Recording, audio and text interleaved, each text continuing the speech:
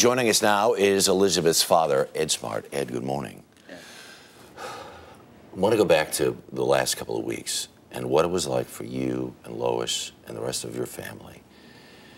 Sitting in that courtroom and hearing what your daughter had to say, because she had to testify in some detail about what she had to endure at the hands of this horrible man. What was that like for you all?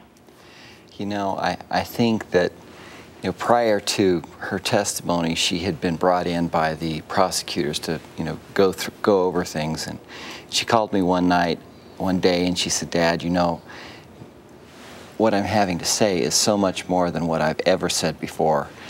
And what she had even told you. What she'd ever even told me. And I mean, we knew that it was horrible. But to hear it in court, it was, you know, it was outrageous. But she, you know, I don't know how she had the dignity, the grace to be able to say it in the manner that she said. But the thing that was so important was there had to be absolutely no question that Brian Mitchell was what he was. I think everybody was terribly impressed by her poise, by her composure, by her maturity. Does it feel now, there's still a sentencing phase to come, and I know that she wants to face him in court. Absolutely. Does it feel like this journey is coming to its maybe perhaps logical end? It really did. I mean, when we went in on Friday and heard that he was guilty on both counts, it was just kind of like, this is what we've been waiting for 8 years. And justice took a long time. The prosecutors were amazing, and we're so grateful.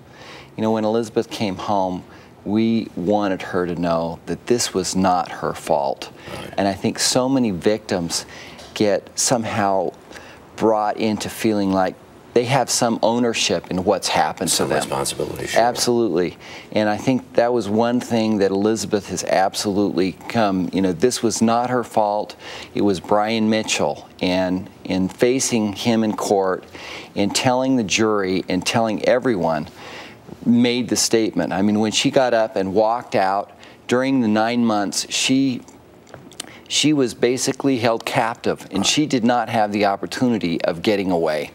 In the times that she did, she was brought back, and she might as well have been handcuffed with the thought that Brian somehow could get at the family or would kill her. Sure, sure. Ed, we thank you very much for your time this morning. Thanks so much, Harry. All right.